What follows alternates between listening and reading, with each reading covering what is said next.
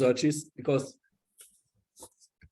when I was in Chile at the HEP conference, I was talking about SMEFT decomposition. So I thought that several of you already heard about this work, so I wanted to change the subject.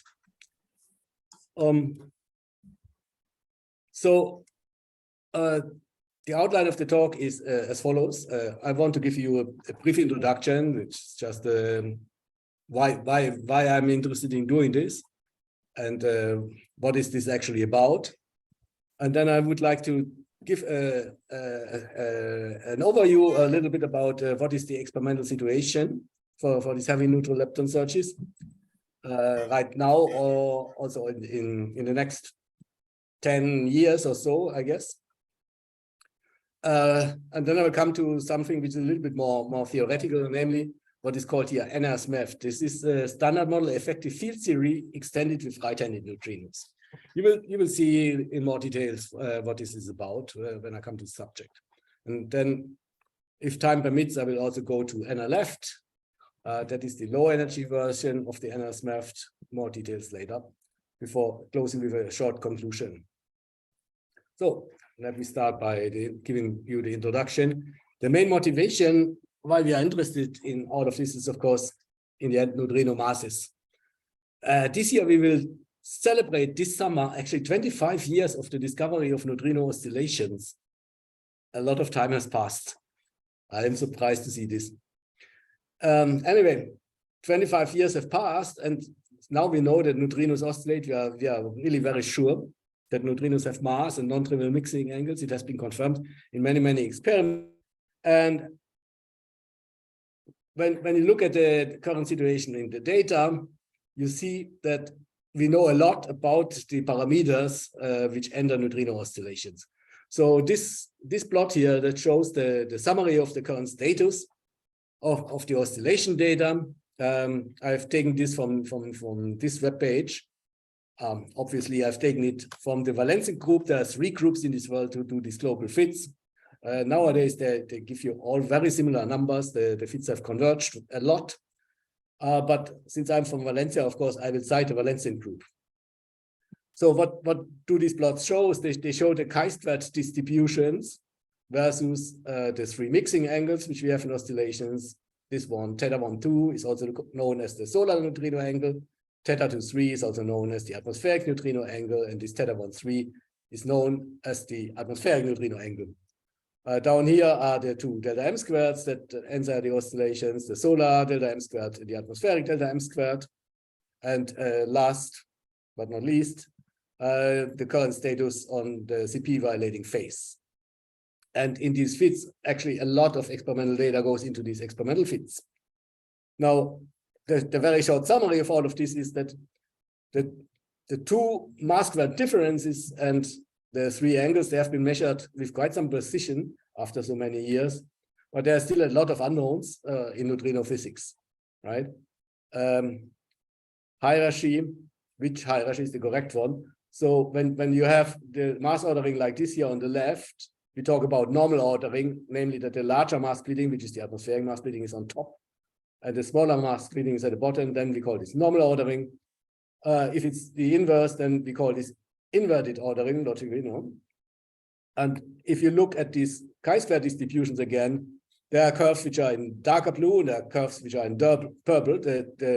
The darker blue is the normal ordering results, and the purple is the inverted ordering result. And you see that the inverted ordering is slightly shifted upwards, the minima, relative to the minima of the normal ordering. So there is a very small preference. Actually, there's a very small preference now for the normal ordering, but this is only at a level of around 2 sigma. How about the CP phase? Well, we have some hints about non-zero CP phase. If the ordering were inverse, then it looks like CP violation is necessary. However, if the ordering is normal, then the hints are still quite weak. So this is where future experiments hope to improve. Apart from that, we also don't know exactly what is the absolute mass scale of the neutrinos, because neutrino oscillations measure mass square differences, of course, not absolute masses. And we don't know whether neutrinos are Majorana or Dirac particles. So about the latter, well, how would we find out whether neutrinos are Dirac or Majorana? That is, we would look for a lepton number violating process like neutrino-less double beta decay. And this one slide summarizes what is the status of neutrino-less double beta decay about a year ago. I think it's still more or less true today. So this plot shows at the vertical axis what I call M-nu. This is the effective neutrino-less double beta decay mass versus the lightest neutrino mass M-nu1. And depending on whether the hierarchy is inverted or normal, neutrino oscillation data requires you to lie inside these bands. Unfortunately, neutrino-less double beta decay has not been seen so far in any experiment. So we give here limits from the top. So everything above this gray area here is excluded by the latest results from the Kamlan-Sen collaboration. And actually, cosmology gives you also an upper limit on the scale of the lightest neutrino mass. And this rules out everything to the right of this line here. I should mention that, of course, experiments measure half-lives. To convert this to a neutrino mass, you need to know the nuclear matrix elements. That introduces quite an uncertainty in this limit. I tried to put this here into some numbers because matrix element might be uncertain up to a factor of 2 or so. The upper limit on the neutrino mass is also uncertain by around this factor. Also wanted to mention that Gerda experiment now has a limit which is very similar to this Kamlan-Sen result. Okay, so this is the summary of what we know about neutrino data. Oscillations tell us accurately the mass square differences in the angles. The mass scale, we don't know yet. We have upper limits. I didn't show you this, but from direct searches, the upper limits are of the order of 1 electron volt. Double beta decay limits are of the order of 100 to maybe conservatively 200 millielectron volts. And similar from cosmology is also around this order. Right? What we do not know at all is whether neutrinos are Majorana or Dirac particles. That is simply we have not seen double beta decay, so we are not able to decide this right now. How does it look from theory? From theory, of course, we very much would prefer if neutrinos are Majorana, because Weinberg already told us in 1979 that if you have Majorana neutrinos, you can write down the famous Weinberg operator, which is just 2 lepton doublets and 2 Higgses. And then the neutrino mass after electro-weak symmetry breaking will be given by this simple formula. Some Yukawa coupling times the Webb squared divided by some scale lambda. So if this lambda is a large number, you would automatically understand why the neutrino masses are so much smaller than the other fermion masses, right? So the simplest realization of this idea is the so-called classical seesaw, the seesaw type 1. And if you put in a Yukawa coupling which is order 1, then you would estimate that the scale lambda is of the order of 10 to 14 or 10 to 15 GeV. That was a very attractive picture for many theories. So for a long time, this is what people thought where right-handed neutrinos live.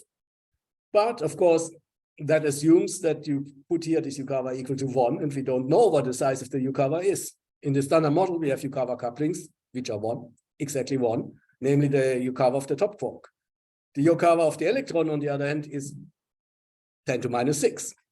So what would happen if the Yukawa is 10 to minus 6? Well, then the scale of lambda is actually not that big. You get something which is around 100 GeV in order to explain the neutrino masses. Now, whether you are in this regime or in this regime makes, of course, a lot of difference for the experiments, because if the right-handed neutrino masses which were of this order, then, of course, you can make a lot of experimental tests.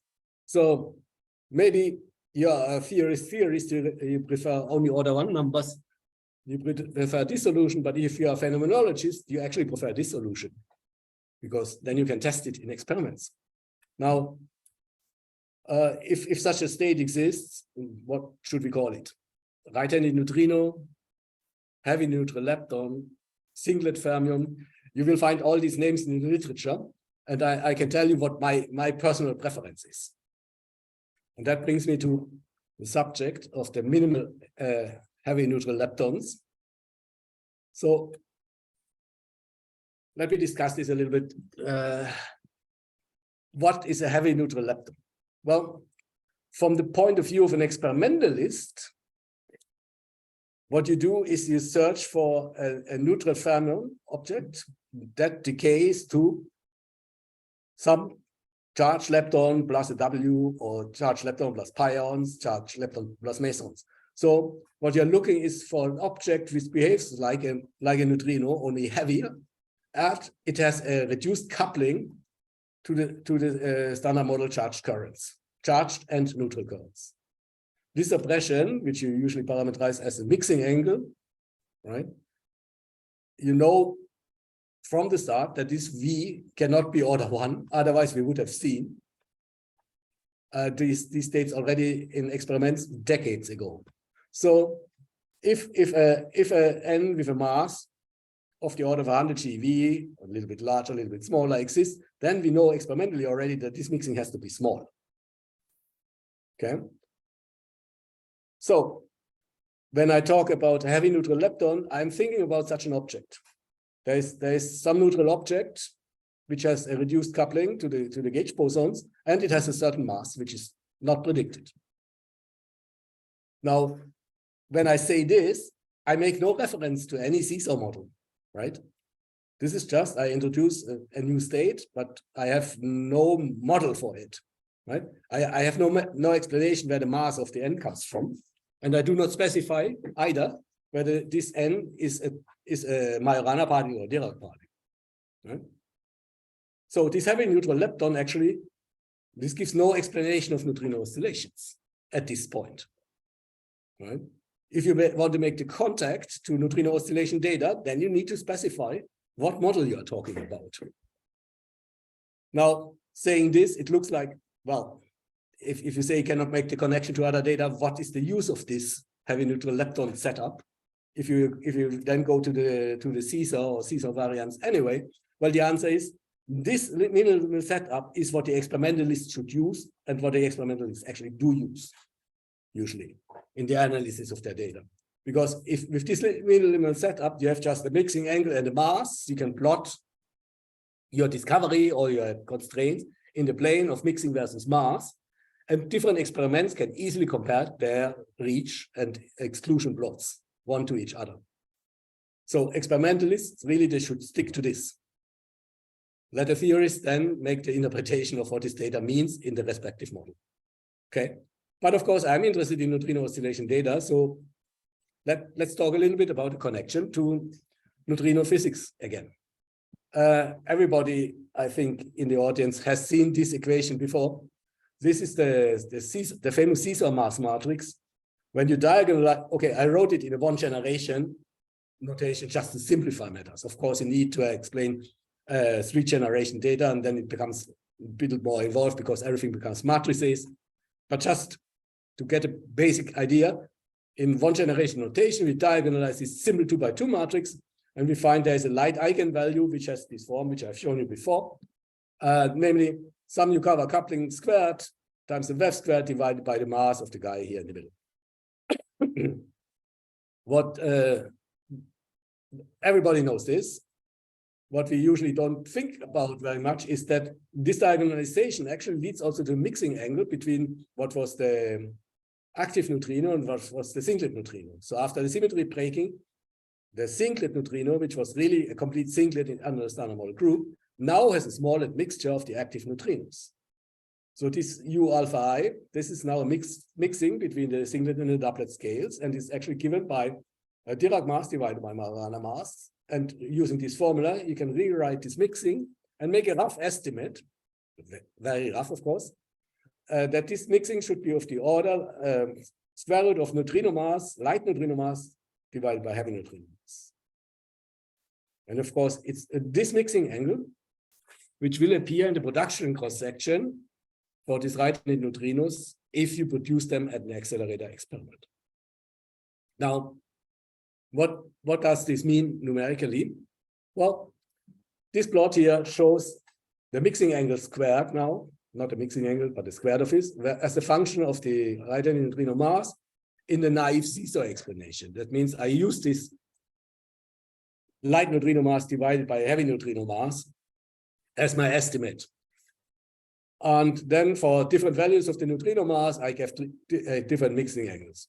You don't need to remember all of these numbers, just remember they are very small, right? So small mixing means production cross-section will be quite a lot suppressed by this small mixing. And it also means, because the decay is proportional to this mixing squared, that also the decay length will be very large, right? So we look at a right-hand neutrino mass of 10 GeV to make an example, and we can have a decay length which is of the order of 10 to 100 meters or a kilometer, depending on what is the correct size of the neutrino mass.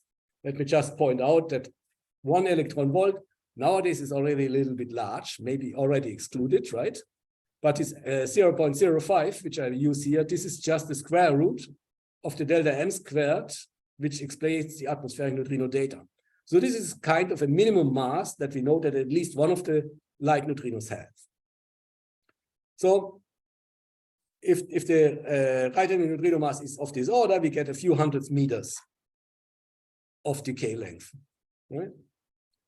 Rough estimate. Okay. Now, this is true only for the simplest seesaw type 1. I would like to make this point by presenting an alternative to this. This here is the so-called inverse seesaw mechanism due to those guys here. 1986, also a long time ago. What they did is imagine that you have not only the right-handed neutrinos, but you have additional singlets. Such additional singlets, what they did in this work, they were thinking of a grand unified theory which produces additional singlet states. But we don't need to know all of those theory details. We just assume there are additional singlet states, and the right-handed neutrinos in those singlets, they form what is known as a Dirac pair. In that case, the only lepton number violating quantity in the game is this parameter mu, and this parameter can be naturally small, because in the limit where mu goes to 0, when this parameter goes to 0, the light neutrinos are massless and lepton number is exactly conserved. Then the light neutrino mass is actually given by this expression here, which is md divided by m by this large M squared, because it appears twice, times mu. And that's why those guys called it the inverse seesaw mechanism, because the neutrino mass vanishes in the limit where this mu goes to 0. This is a simple extension of the seesaw, but it behaves quite differently from what we are used from the ordinary seesaw. In particular, for the HNLs, which we are talking about, this makes quite a difference. Because when you now look at this neutrino mass formula again, here in a simpler, compactor one-generation notation, you can calculate what is the mixing angle between the active neutrinos and these heavy guys. And this mixing angle is still given by md over mr. But now the relation to the neutrino mass has changed. Whereas in the normal seesaw, you get m nu divided by mr. Here you get m nu divided by mu. So if mu is a smaller parameter than mr, you expect actually in the inverse seesaw that the mixing of the sterile states to the gauge bosons is larger for the same value of the neutrino mass. And that is what I wanted to show in this plot. On the left is the mixing angle squared versus the parameter mu. More interesting is the plot on the right, which shows you the decay length of the right-handed neutrinos in the inverse seesaw mechanism, again as a function of the right-handed neutrino mass, but now for a number of different choices of mu.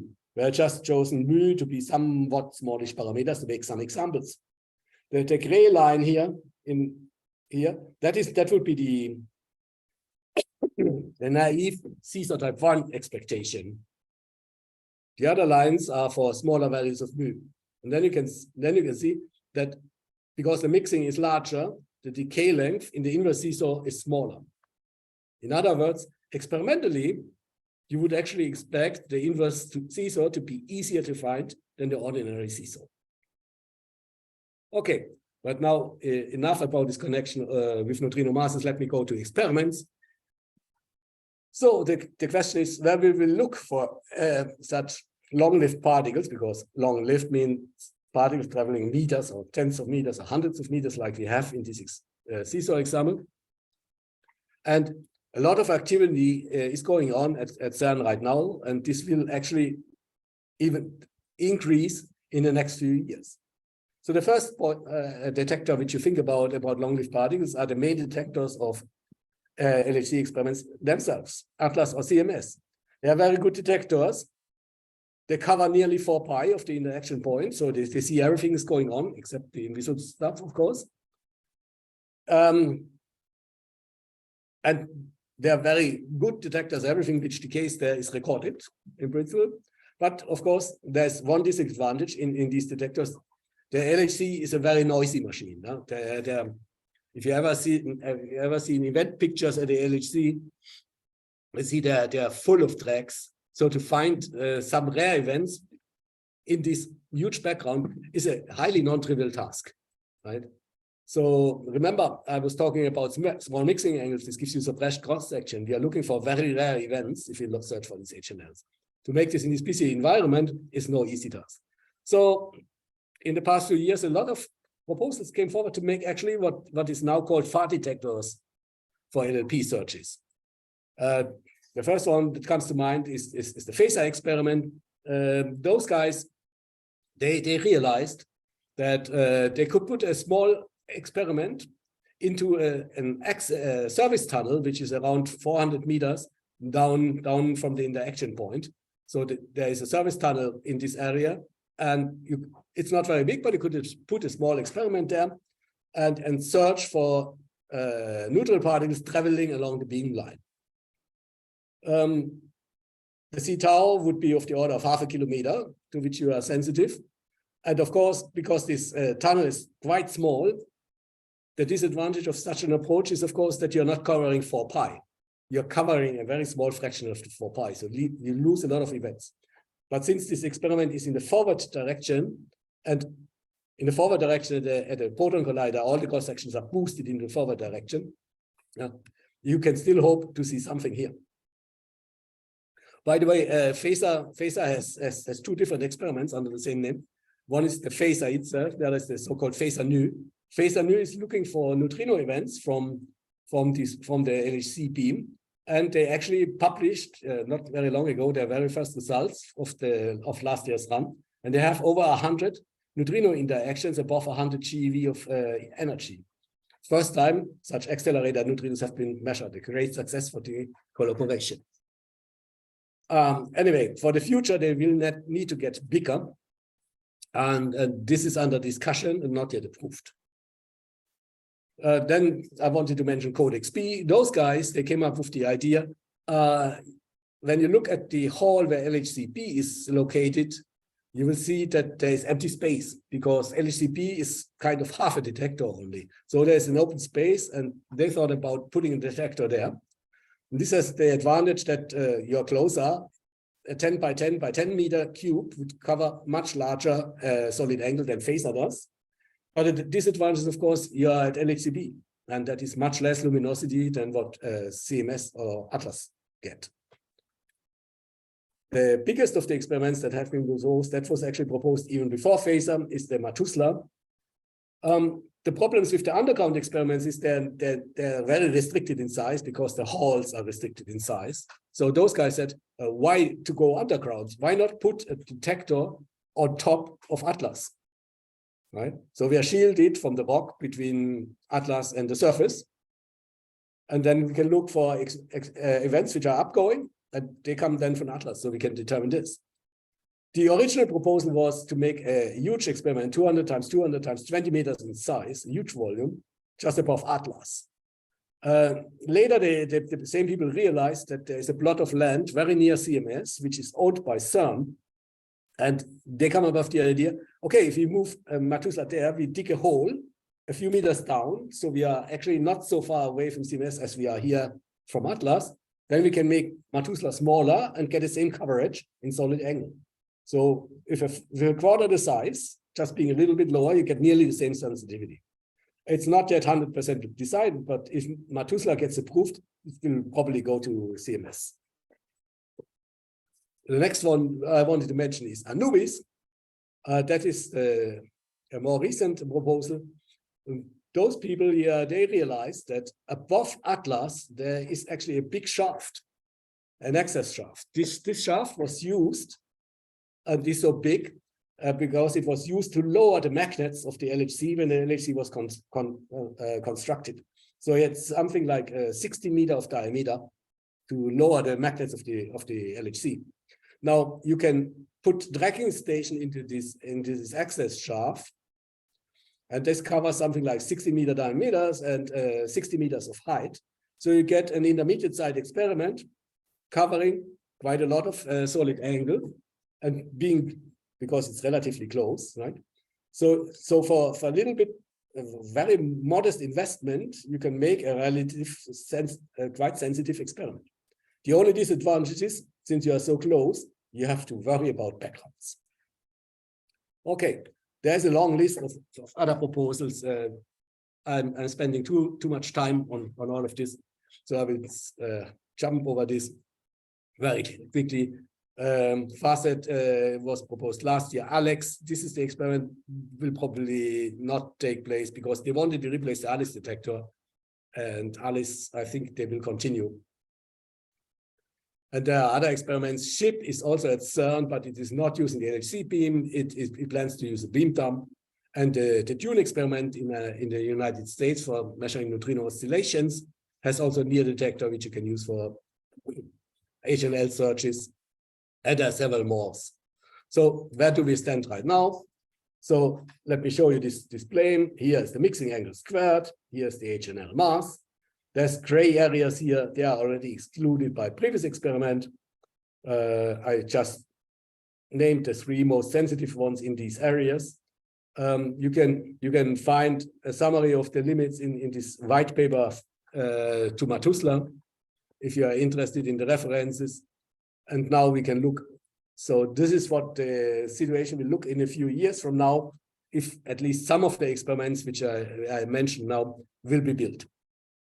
So at intermediate masses, Matusla will be the most sensitive, then SHIP here below the D meson mass range will be the most sensitive. But there are others which are not so very far behind. So the color code here is the color code here in the lines, and these numbers here are the references to the experiments, and the plot is actually taken from these papers. Now, this is a summary of all the FAR detectors and the beam dump experiments. How about Atlas and CMS detectors themselves? Well, we calculated the expectation in this paper and updated them last year in this paper. And this is the line now which we estimate for the Atlas experiment. You can see also this one goes down to roughly 10 to minus 9. So 4 orders of magnitude improvement over existing limits can be done in 3 inverse autobahn, right? I haven't mentioned that before. All the experiments here assume 3 inverse autobahn. So there's nothing which will happen next year. No, this is the plan until 2035, 2037, or something like that, next 15 years. But anyway, a lot of improvement can be made over the next 10 to 15 years in these searches. And I also want to point out, you see here, the Atlas experiment, this has more sensitivity between 5 and say 30, 35 GeV, whereas the FAR detectors, they have sensitivity below 5 or 6 GeV. So they're not competing against each other, they are actually complementary, those searches. Okay. Yeah, so this is the status so far. And now I would like to go to a subject which is slightly more theoretical. Namely, these are the expectations. If the only new physics which we have beyond the standard model that shows up are these heavy neutral singlets, heavy neutral leptons, and their only non-zero coupling to the standard model is this mixing to the ordinary neutrinos. Now, this may be or may not be a reasonable expectation, right? We don't know. New physics might exist nearby. The LHC has not seen it yet, but it could exist just close to the edge of what the LHC can do, or just above. And then, of course, our expectation of what the experiments will see might change. And that's the subject of this section here, NRSMEFT. So, of course, I will not give you a talk about effective field theory, but just a reminder what is effective field theory. Well, I think about the standard model, you have the randomized like the dimension 4, right? All the interactions of all the fields and kinetic terms and so on and so forth. But then from that field content, you can build up higher dimensional operators, right?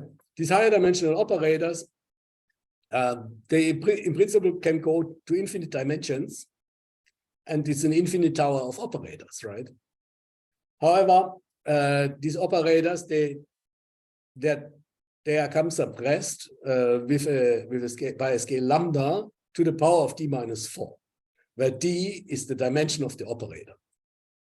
Right? So that means that a 5-dimensional operator is 1 over lambda, a 6-dimensional operator comes with 1 over lambda squared, and so on and so forth. So very quickly, higher dimensional operators become irrelevant for the accuracy with which you can do the experiment. And this tower, while in principle infinite, you only have to consider the first terms in the expansion. Okay. Now, it is known for a very long time that at d equal 5 in the standard model, effective field theory, there exists exactly one operator with 6 complex parameters in front of it. The 6 complex parameters, they hide in this CK, which are known as the Wilson coefficients. And this one operator is known as the Weinberg operator. That's what I was talking about at the beginning. This is what gives you the neutrino mass. Now we go to dimension 6. And of course, the number of operators explodes. There are already around somewhere between 50 and 60 operator structures. And because we have 3 generations of fermions in the standard model, a lot of free parameters. They have been counted several times in the literature. And the people tell me there are 2,499 free parameters at dimension 6. Now, I don't want to do SMEFT. I want to do something which is an extension of the SMEFT. Namely, I now take the SMEFT, standard model effective field theory, and I now add right-handed neutrinos on top of it. Right? I can choose to add 1 right-handed neutrinos, or because I like the symmetry, we have 3 generations of standard model leptons, so why not 3 generations of right-handed neutrinos? And that changes the counting of my operator basis. Right? Huge progress has been made in the theory of NRSMEFT in the past few years. Right? Around 2009, only the operators at d equal 5 and d equal 6 were known, but now we know the base is actually up dimension 9. Those guys here meet us in the n equal 1 and the n equals the dimension. The numbers explode when you go to high dimensions. If you want to check yourself, I want to make some propaganda for a nice program my friend Renato Fonseca wrote. It's called Sim2Int. It's a Mathematica code which allows you to find all the interactions at any dimensional level for any effective field theory which you like. Okay. Now, of course, as I said, higher dimensional operators become quickly irrelevant. So most relevant for our LLP searches at LHC experiments are, of course, the ones here at dimension 6. So let's look at this. This table here summarizes this table here summarizes the list of 4 fermion operators which have either 1 or 2 right-handed neutrinos in the structure. So on top there are pair NR operators, and at the bottom I have written down operators with just 1 right-handed neutrino. Before I talk more about these operators, let me make you a very, very, very simple example how these operators can actually be generated in a BSM model. So I will look at this particular operator OUN. Imagine you start with the model where you have the standard model plus these right-handed neutrinos. So I wrote down here again the Caesar type 1 Lagrangian. And if you have only this, then you are close to this minimal HNL scenario, which I was talking about all of the time before. However, now many BSM models, they come not only with one new type of particles, there can be many others. There could be C primes, copies, heavier copies of the C boson, or there could be leptoquarks or whatnot. The only limitation really is your fantasy. Now, I will look at one particular example. I take a model with these right-handed neutrinos and I add one leptoquark. So I add a leptoquark and I add this coupling between the quarks and the right-handed neutrinos. And I need, of course, also a mass term for these leptoquarks. They cannot be massless, right? Now, imagine that this leptoquark mass is slightly heavier than what the LHC can produce. Then you will not see it directly from the production of the LHC, but still, you take this interaction and the summation conjugate, and then you integrate out this leptoquark. And from this interaction here, you will generate such an operator here. So this contains an up, anti-up, and an up, and right-handed neutrino and anti-right-handed neutrinos. Now, all you have to do is to fit this, and then you find this structure, UR bar, UR, NR bar, NR. This is exactly the structure of this operator OUN. Right? And you will see this form, H squared, there's the Wilson coefficient C is given by H squared, and the leptoquark mass is determined by lambda squared. You can do this and can find models for any of these operators if you like. For the rest of the talk, I will not talk about models, I will just talk about the operators. Just imagine there's some new state slightly above the reach of the LHC, which generates this operator for me. Okay, so let's come back to look at this operator structure again. I separated these pair operators from the single N operators for a good reason, and that's phenomenology.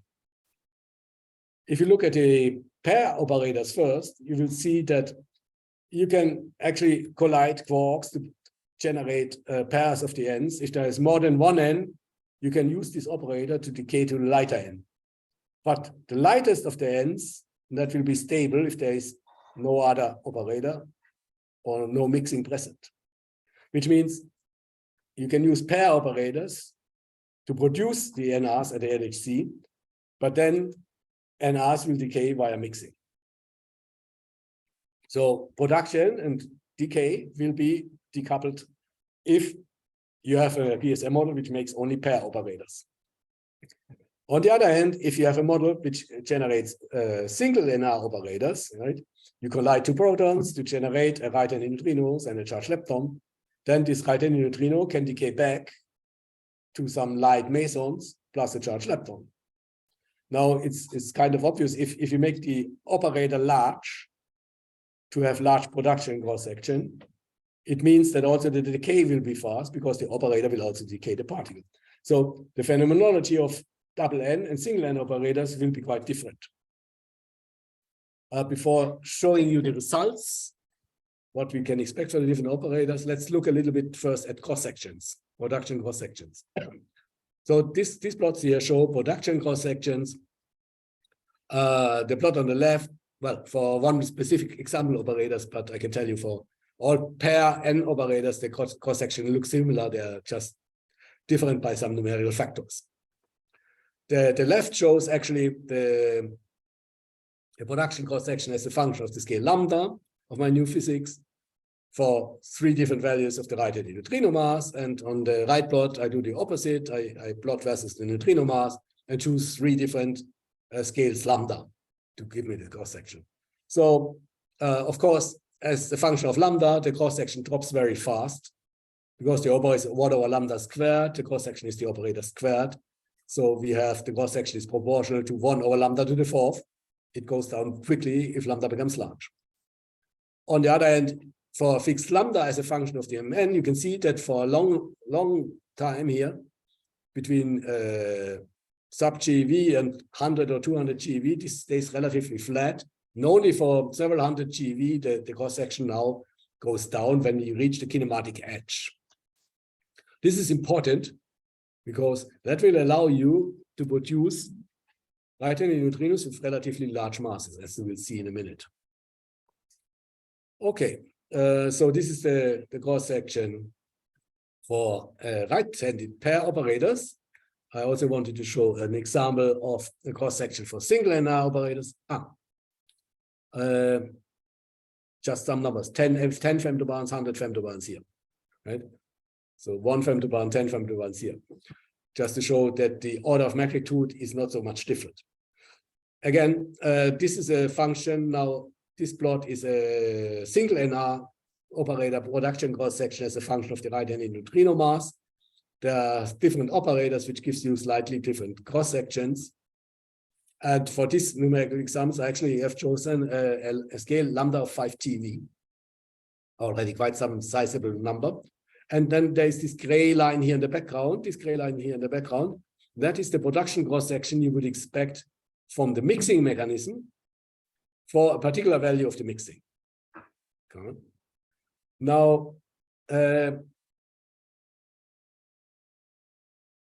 before I come to a comparison of the absolute size, look at this behavior. The mixing is relatively flat cross-section until you reach the W mass. Once the right-handed neutrino is heavier than the W mass, this cross-section goes down very, very quickly. This falls of order of magnitude. Whereas this cross-section via the operator is relatively constant until very large masses. Now, here it looks like the mixing is bigger, the mixing cross-section is bigger than the cross-section by the operator, but this is of course by choice of V squared. Right? The mixing cross-section is proportional to V squared. If V squared is instead of 10 to minus 5, 10 to minus 7, then you have to shift this down 2 orders of magnitude. Also, I've chosen 5 TeV is already quite a large mass. If that would only be 2 TeV, you go up a lot. So it is very easy to find parameter space in these operators where the production cross-section by the operator is much larger than what you expect from the mixing.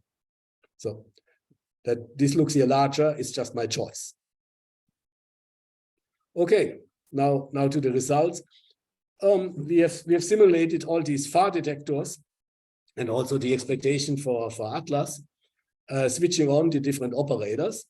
And I want to present my results here in this plane, V squared versus Mn again, but for some particular choices of the scale of the operators. Okay. The first thing I want to stress is the axis. So this upper range here, you see, this is what I have showed you previously, mixing angles of the order 10 to minus 9, 10 to minus 10, and larger. Now, this mixing angle plane goes down to 10 to minus 24. Now, also, the right-handed neutrino mass here, previously I had cut off the figure here at 100 TeV or slightly below. Now, this figure goes above a TeV. This is because this cross-section here, they stay constant for very large values of neutrino mass. Only at a TeV or so, above a TeV, you start really losing the sensitivity. Now, everything inside the lines can be proved by the respective experiments. And you see that different experiments are actually sensitive to different parts of this parameter space. Okay. However, of course, this is a very optimistic picture because I have chosen lambda, which is just 2 TeV, a relatively low scale of the new physics. So what will happen if I change this? This plot here is, the upper plot is the same plot as this one. The lower plot is switching on 3 operators at the same time, but with the same scale. And then you see, of course, if I have more operators switched on, then I have more cross-section. The regions which I can probe get larger. So switching on all kinds of operators gives you a larger region. Switching only on gives you a slightly smaller region that can be probed. So this is kind of the more pessimistic, this is kind of the optimistic case of what can be probed. Now I will change lambda. So this for 2 TeV, this for 7 TeV, and this for 13 TeV. And you can see, of course, because the cross-section starts to fall down with lambda, I lose sensitivity. And if I put a lambda of 15 TeV, all that remains are these upper lines here in this region, and we are back to the minimal case.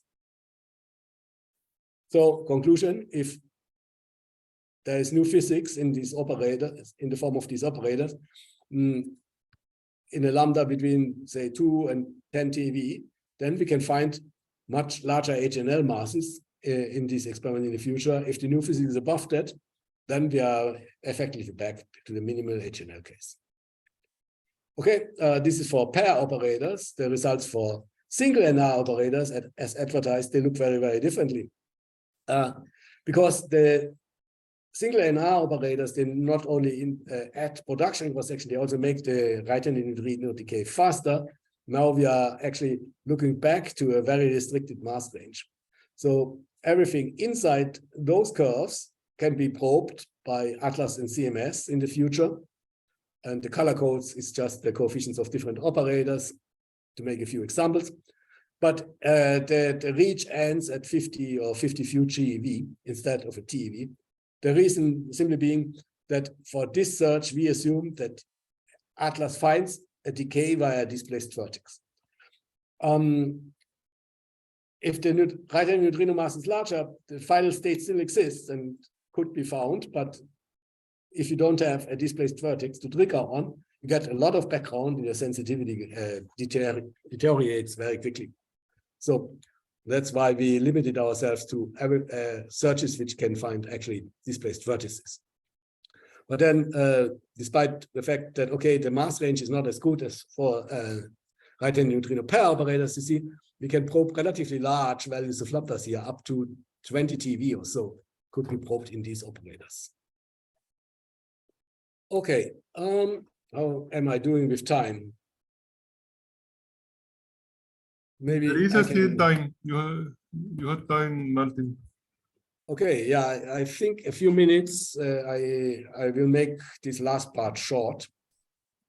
But I wanted to mention this because when I was talking about NRSMEFT, NRSMEFT, of course, assumes that the standard model is complete, unbroken, which means that you assume that you can produce the gauge bosons on shell, that you have a Higgs boson, that you have a top quark.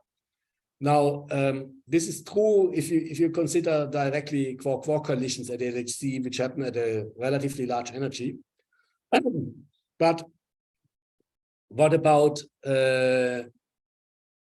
lower masses?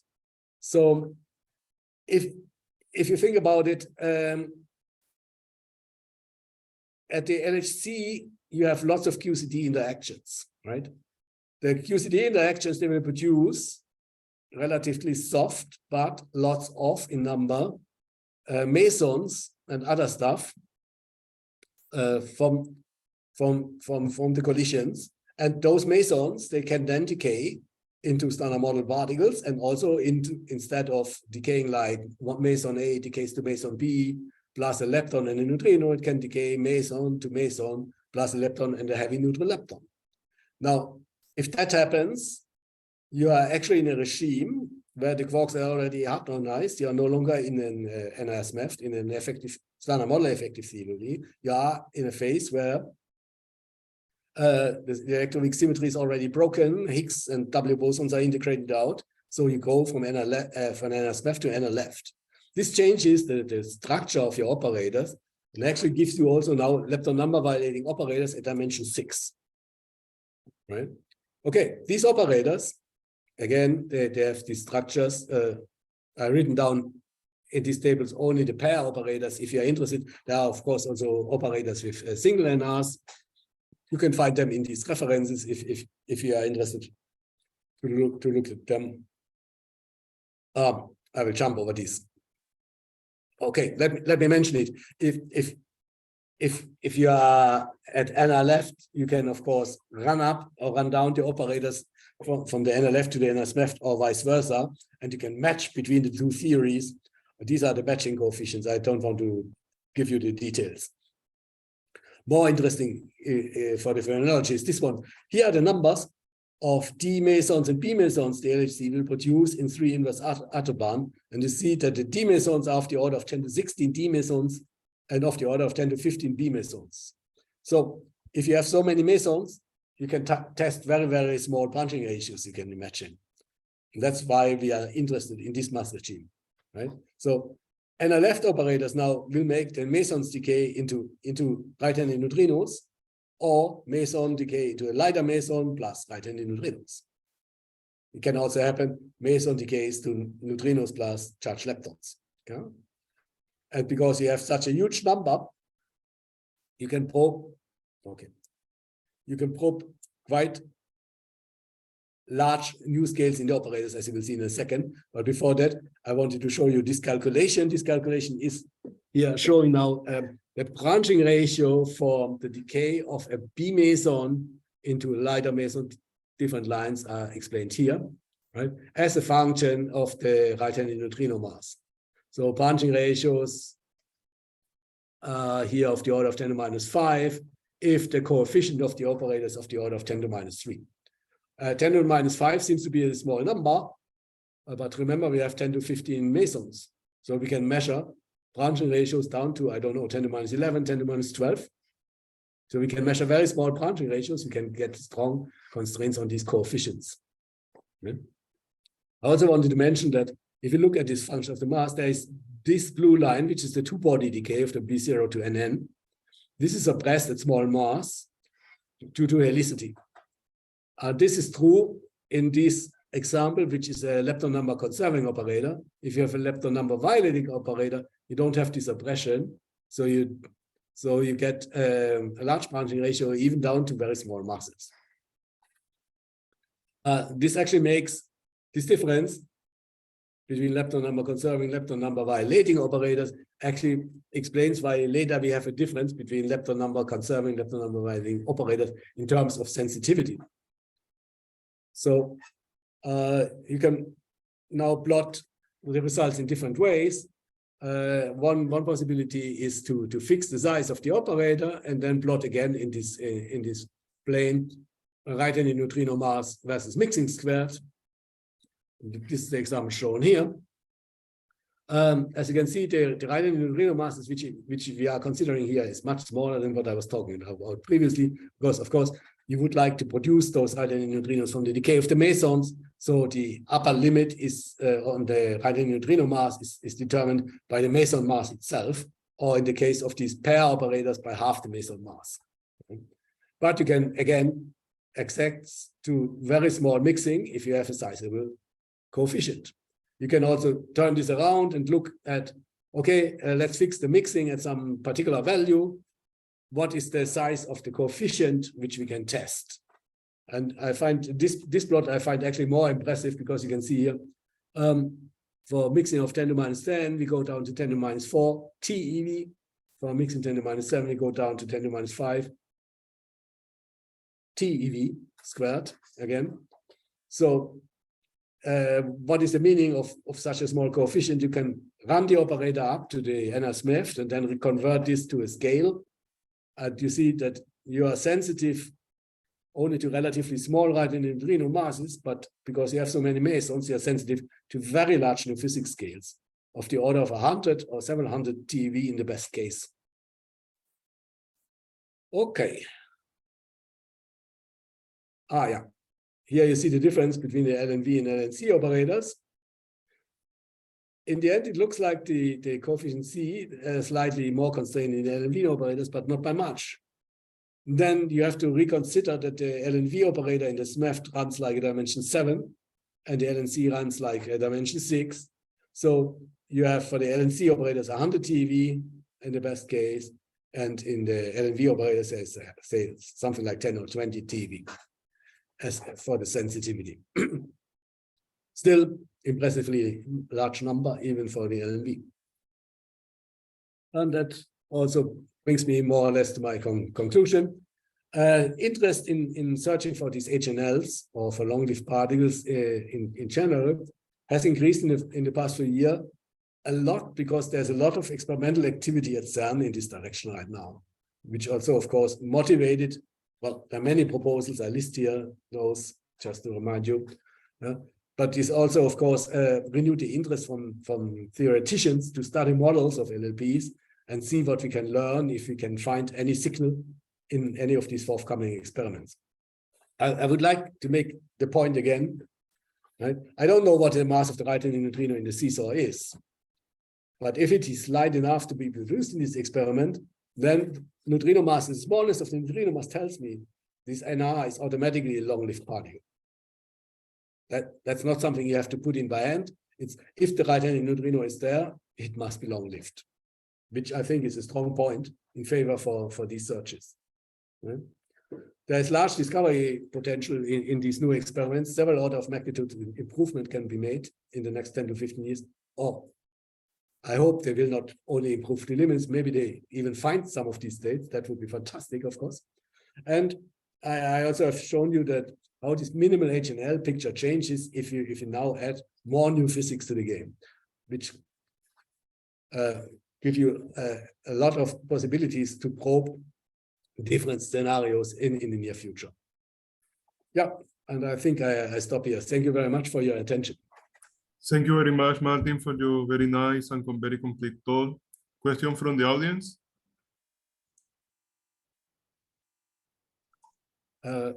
Professor Boris Popelievich, please. Hi, Martin. Hi, Boris. Thanks for good talk. Thank you. At some point, you complained that the noisy machine certainly makes difficult study of real events. However, nowadays it's a very popular example of events which is intensively studied.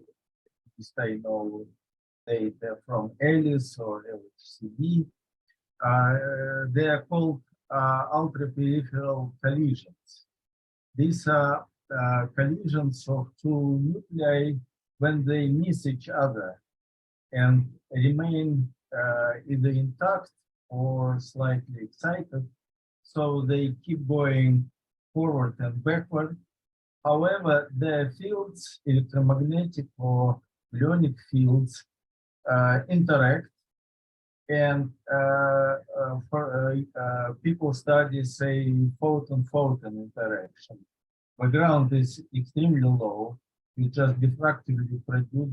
They have a lot of Rho mesons, shape size, etc.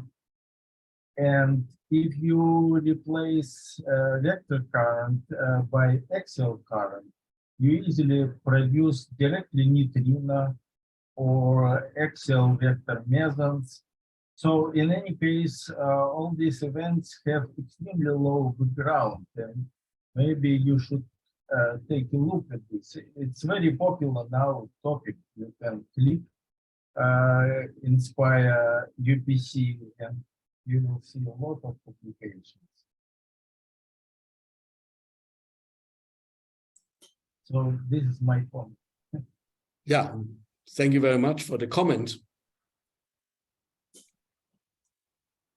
I'm not sure you want me to reply anything. It's no. It's a comment, right? Yeah. Just reminding the spatial sample of events with extremely low background but large cross section, and it is intensively studied nowadays. This means they have proper detectors, etc. Yes, thank you very much. More questions from the audience, comments?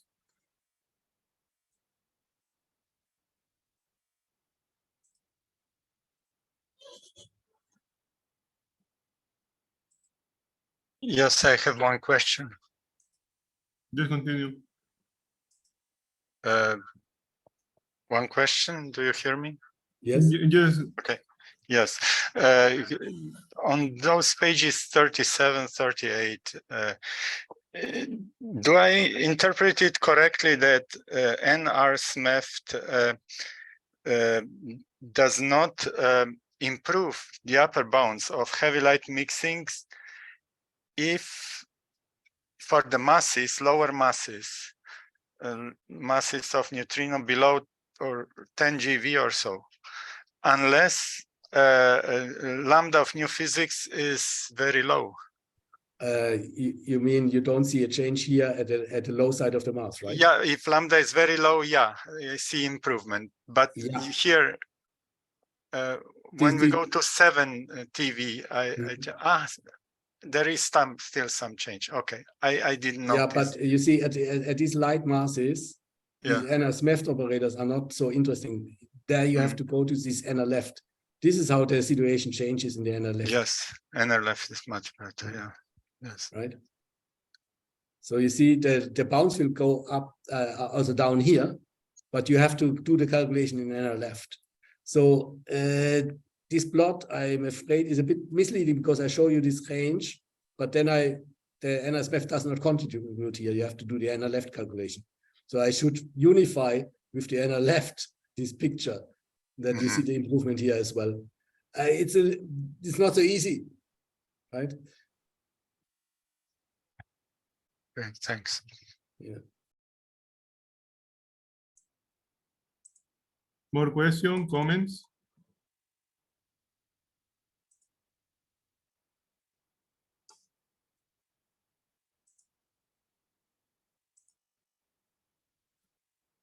I had one quick question. Martin, do you have some mass bound from some discovery potential for 100 TeV collider for the masses of these heavy neutral leptons? I have no plot here in this talk, but yes, people have looked at that. There are several papers in this direction, but mostly in the minimal HNL case or for some particular model. Like you take the HNL and you add a C prime. Those projections have been done for the FCC. But model without extra gauge boson sector or? Yes. There are projections for FCC HH, for FCC EE, both for minimal HNLs and for HNLs with extended gauge sector. There are papers. If you want to know the references, you can look up the references for you. Thank you, Martin. So it should be on TV, suppose something like. Sorry. Yeah, I suppose it should be something like TV in the TV scale, something like that, and for the. I mean the NHC for the minimal HNL case can scratch up to TV, but then the mixing angle should be very large, otherwise they don't see anything. And of course, the FCC HH could improve that by a factor of several in mass and by an order of magnitude in the mixing angle relative to what the LHC can do in the minimal case. If you want to have more exact numbers, I would need to look them up myself. Thank you, Martin. More questions from the audience? Comments?